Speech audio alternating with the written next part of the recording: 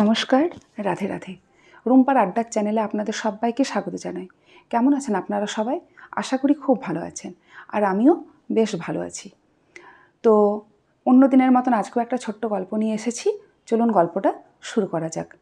তো প্রথমেই আমি আপনাদেরকে জানাতে চাই যে আজকে যে গল্পটা বলবো সেই বিষয়টা হচ্ছে যে আমরা বলি না অহংকারী পতনের মূল কারণ, আজকে কিন্তু সেই বিষয়ে গল্পটা। তো চলুন শুরু করা যাক। একবার নারদ মুনি, একবার নারদ মুনি ইচ্ছে হলো যে তিনি গান শিখবেন। ঠিক আছে, তো তিনি যখন গান শিখবেন তিনি প্রথমে গেলেন কার কাছে? তিনি গেলেন মহাদেবের কাছে। মহাদেবের কাছে গেলেন। এবার মহাদেবকে তিনি বললেন, প্রভু আমি গান শিখতে চাই, সঙ্গীত বিদ্যাটা আমি শিখতে চাই। তো তখন মহাদেব তাকে আদেশ করলেন, নারদ তুমি যদি গান শিখতে চাও তাহলে তুমি এক কাজ করো, তুমি প্রথমে উল্লুর কাছে যাও, মানে প্যাঁচার কাছে। ঠিক আছে, তো এটা শুনে নারদ মুনি একটুখানি ঘাবড়ে গেলেন। তিনি বললেন, মনে মনে ভাবলেন যে পাখির কাছে গান শিখতে হবে।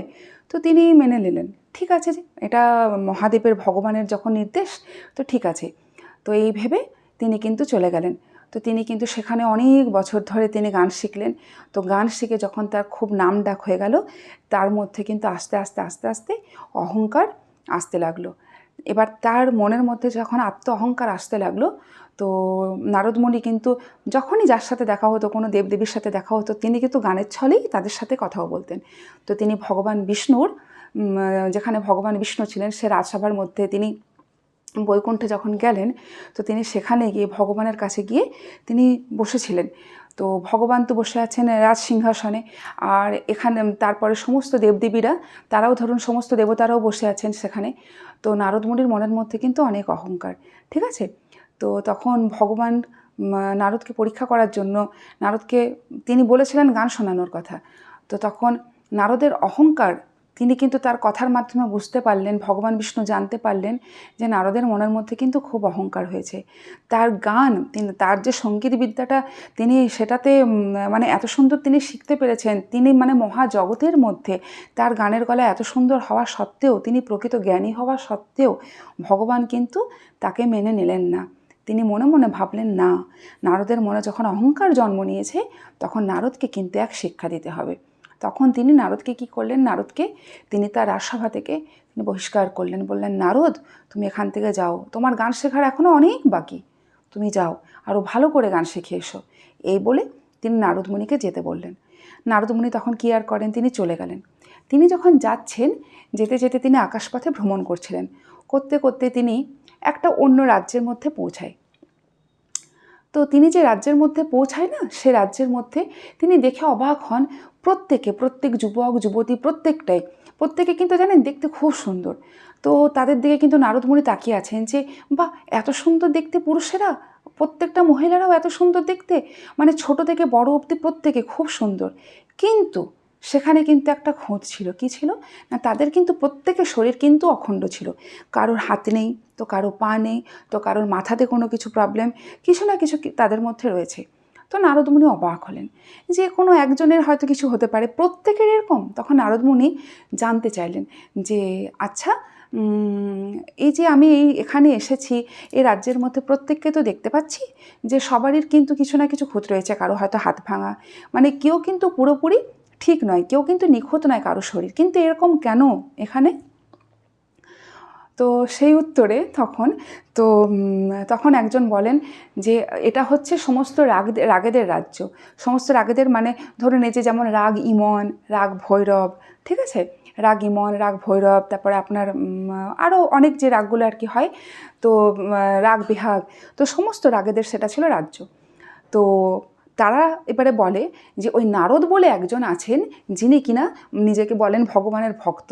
সে গান শিখেছে, সে এমনভাবে গান গাইছে যে তার গানের চোটে আমাদের কারো হাত ভেঙে যাচ্ছে, কারো পা ভেঙে যাচ্ছে। তিনি গানের কিন্তু একেবারে অবস্থা খারাপ করে রেখে দিয়েছেন।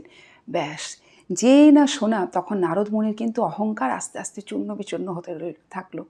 তিনি বুঝতে পারলেন যে এখানে তো গণ্ডগোল হয়ে গেছে। এবার আমি তার মানে এতটাই খারাপ গান গাই, আর আমি যদি এটা বলি যে আমি নারদ, তাহলে তো আমার আর রক্ষে নেই। ব্যাস, তখন নারদমুনি বললেন যে তখন ওই সে রাগেরা জিজ্ঞাসা করে তাকে যে আচ্ছা আপনি কে, আপনি কি জানেন নারদকে? তো তখন নারদমুনি বলছেন, না না, আমি তো জানি না নারদকে, তবে হ্যাঁ আপনারা যখন জানতে চাইছেন আমি অবশ্যই কিন্তু খেয়াল রাখবো যে এই নারদকে, আমি আপনাদেরকে জানানোর চেষ্টা করব। তো ব্যাস, তারপরে নারদ সেখান থেকে বেরিয়ে যায়। এরপরে নারদমুনি ঠিক করেন যে তিনি আবার কিন্তু সঙ্গীতের শিক্ষা নেবেন। আর শুধু তাই নয়, এরপরে কিন্তু নারদমুনি আবার নতুন করে শিক্ষাই নিলেন না। তিনি এরপরে কিন্তু তিনি আগে নিজেকে মহান ভাবতেন, তিনি দেবী সরস্বতীর থেকেও নিজেকে কিন্তু একটা উঁচু জায়গায় নিজেকে মানে নিয়ে গেছিলেন, বা তিনি সেরকমই নিজেকে ভাবতেন। তো তিনি যেহেতু ভালো গান গাইতেন না, তো যেহেতু মা সরস্বতী হলেন বিদ্যার অধিষ্ঠাত্রী দেবী, তার থেকেই সমস্ত গান, শিক্ষা, সঙ্গীত বা শিক্ষা, বিদ্যা সমস্ত কিছু তার জন্যই। তো যেহেতু দেবী সরস্বতীর কাছে বীণা থাকে, তো ভগবান খুশি হয়ে নারদকেও কিন্তু বীণা দিয়েছিলেন। কিন্তু তার যেহেতু এত অহংকার, তিনি যখন নিজের ভুল বুঝতে পারলেন যে না আমি ভুল করেছি, তার যখন অহংকার চূর্ণ বিচূর্ণ হয়ে গেল, তখন তিনি ছুটে গেলেন সেই মা সরস্বতীর কাছে, এবং মা সরস্বতীর কাছে গিয়ে তিনি কিন্তু নিজের ভুল বুঝতে পেরে তিনি ক্ষমা চাইলেন। আর যেই না মা সরস্বতী তাকে ক্ষমা করলেন, তখন কিন্তু তিনি আবার পুনরায় তিনি তার প্রভুর কাছে ফিরে যান, সেই বৈকুণ্ঠ ধামে তিনি ফিরে যান, এবং ভগবান তখন তাকে আর দূরে সরিয়ে রাখতে পারে না। যখন নারদ পুরো নির্মল হয়ে গেছেন, তার মনের মধ্যে আর কোনো আত্ম অহংকার নেই, যখন সমস্ত কিছু নারদমুনি ওগুলোকে বিসর্জন দিতে পেরেছেন, তখন আর ভগবান তাকে দূরে রাখতে পারলেন না। তখন ভগবান তাকে কাছে টেনে নিলেন। এবং ভগবান কিন্তু জানেন সত্যি করে গান শুনতে খুব ভালোবাসেন। তো এই ছিল গল্পটি। আমরা এখানেই বুঝতে পারলাম যে অহংকারই কিন্তু পতনের মূল কারণ, অহংকার করা কিন্তু উচিত না। তবে একটা কথাও, এই যে ধরুন নারদমুনি যে গান করেন ভগবান কিন্তু শুনতে খুব ভালোবাসেন, তিনি কিন্তু খুব খুশি হয়ে থাকেন। তো ঠিক সেরকম ধরুন আমরা যে মারা, ঠিক আছে, আমরা যে মারা গোপালের ধরুন সেবা করি নিজের সন্তানের মতন, ঠিক আছে, তো আমরা যে ছোট বাচ্চাদেরকেও যখন ঘুম পাড়াই না, তো মারা কি করে, তাদেরকে কিন্তু কোনো লোরি শোনায়। আর ঠিক সেরকমভাবে আমরা যদি ভগবানকেও কোনো গান শোনাই না, ভগবান কিন্তু খুব খুশি মনে সেটা শুনতে থাকেন। তো বিশেষ করে না যারা গান শেখেন, তাদের কাছে তো একটা কথা বলতেই হয় যে ভগবানকে যদি আমরা এভাবে গান শোনাতে পারি না, ছোট কোনো গান যদি আমরা করতে পারি বা আমরা যদি ভগবানের কাছে গাইতে পারি, তিনি কিন্তু খুব খুশি হন, তিনি কিন্তু সেটা মনোযোগ দিয়ে শোনেন। আর তার থেকেও বড় কথা হলো, মাদেরকে সন্তানকে ঘুম পাড়াবার জন্য বা সন্তানকে শোনাবার জন্য তাদেরকে গান শেখার কোনো প্রয়োজন পড়ে না। তারা যে কোনো গান সন্তানের কাছে করলেই কিন্তু, গাইলে কিন্তু তারা কিন্তু শুনতেও ভালোবাসে, এবং ছোট বাচ্চারা তার শুনে কিন্তু ঘুমিয়েও যায়। তো এই ছিল আজকের গল্পটির প্রধান বিষয়টি ছিল যে অহংকারই হলো পতনের মূল কারণ। আমরা এই গল্পটির মাধ্যমে সেটা কিন্তু আবারও একবার বুঝতে পারলাম। তো গল্পটি আমার শেষ হয়ে গেছে।